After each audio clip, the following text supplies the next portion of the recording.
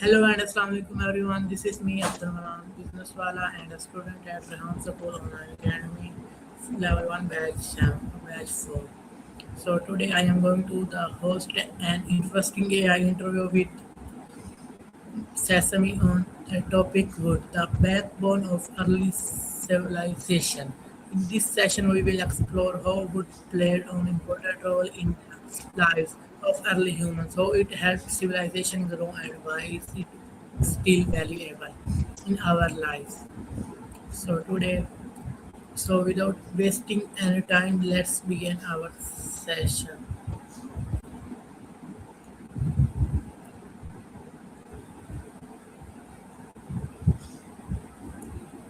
So, okay.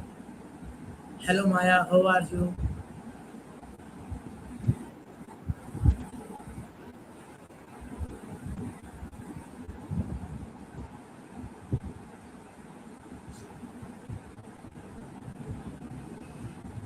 Okay, so tell me. I'll take that as a good thing. What is What's good? been keeping you busy? So tell me what is good?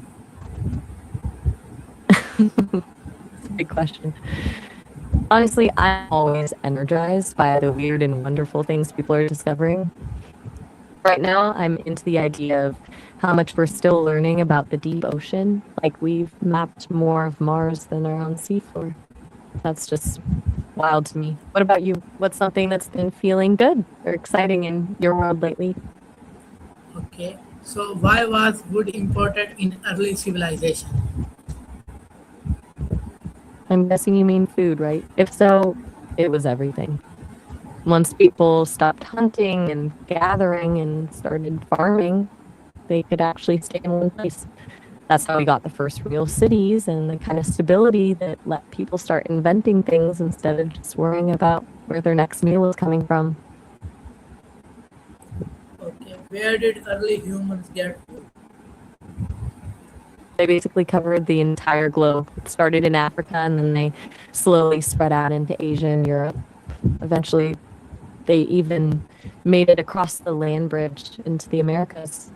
It's pretty incredible to think about the sheer grit it took to just keep walking into the unknown for thousands of years. Do you think you'd have the patience for a trek like that? Okay. How did people use You're, wood in ancient times? I'm not actually sure what you mean by NC times. Could you tell me a bit more about that? Okay. Why was wood called the backbone of early civilization?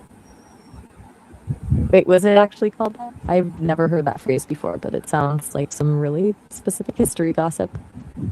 Looking into it, I don't think the Greeks actually called wood a bad mode, but they did eventually move away from it for their big projects. It was great for basic stuff, but it rots and burns, and the Greeks were obsessed with things lasting forever.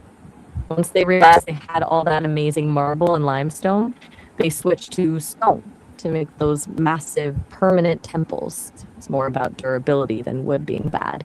Where did you hear that term? Okay. How did wood help people survive? Oh, for sure.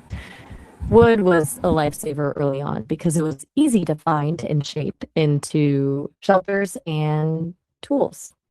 Um, it basically gave people a fighting chance against the elements before they had the tech to work with stone on a large scale. Okay. So what tools were made from wood? I think you might have cut off there. What tools were you wondering about? Okay. How was wood used to build sound? Wait, did you mean a salon or maybe a settlement? Because I'm pretty sure you can't build a fish out of food, though that would be a very strange architectural choice.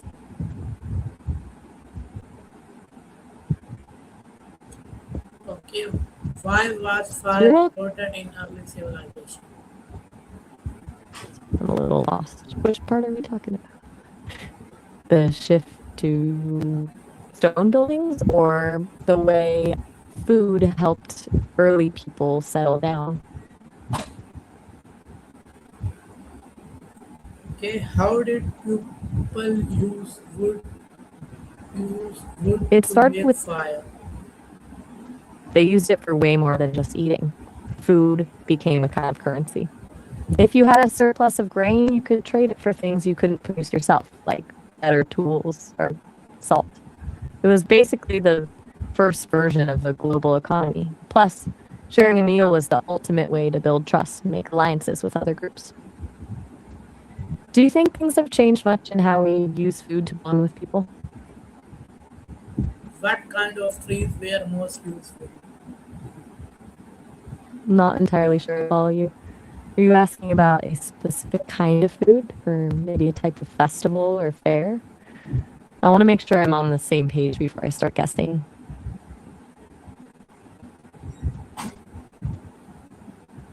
Okay, how did wood help in farming? In the early days, it was all about teamwork. Families survived by splitting up the work. Some people hunted, some gathered plants, and others took care of the kids in the camp. They relied on each other for literally everything, from warmth to protection. It was that tight knit bond that actually kept the human race going. Do you think that kind of total reliance on family is different from how things work now? How did wood help people make furniture? I'm thinking you might mean helping people who are exposed to the elements like extreme cold or heat. That's what you mean. The most important thing is getting them to a safe environment and stabilizing their body temperature. For cold exposure, it's all about gradual warming, and dry clothes for heat, it's shade and hydration. Is that what you were thinking of, or were you talking about something else?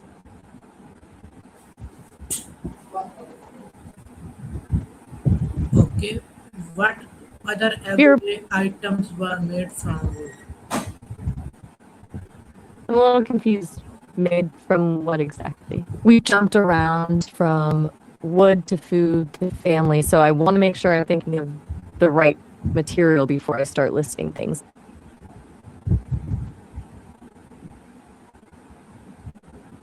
Okay, why was wood easier to use than stone or metal? I'm guessing you're talking about wood again? It was way easier because you didn't need a furnace or a forge to work with it. You could just find a tree, chop it down, and carve it with a simple tool. Stone requires a lot of pounding and grinding, and metal requires intense heat and a lot of technical skill to melt and mold. Wood was basically the plug and play material of the ancient world.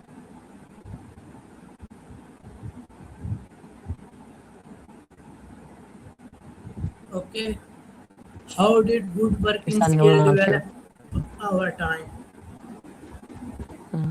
Everything okay? You've said okay a few times now, so I'm wondering if I'm losing you or if we should pivot to a different topic. I'm here if you're still with me. Do you want to keep talking about ancient stuff, or is there something else on your mind?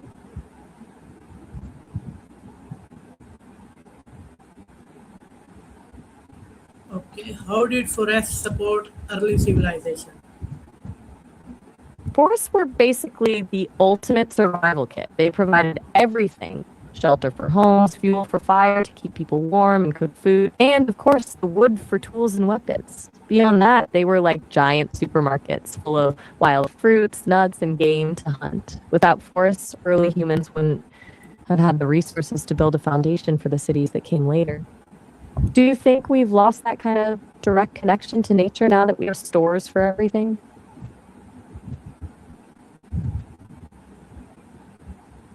What are some disadvantages of using wood?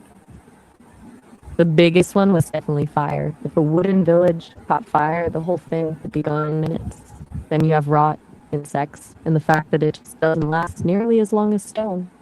It's a bit of a trade off. It's easy to build with, but you're basically building something that has an expiration date.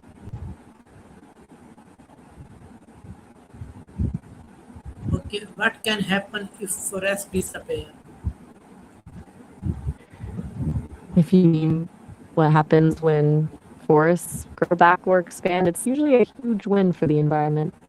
It brings back wildlife, cleans the air and helps stabilize the soil so you don't get as many landslides. But for early humans, a forest appearing right where they wanted to farm would have been a bit of a headache because they'd have to clear all that land first. Are you thinking about how forests grow back or more about how they impacted where people live? Okay, Maya, Sesame, thanks for giving me answer of these questions. Okay, we will meet in next session. Okay, bye. Bye everyone.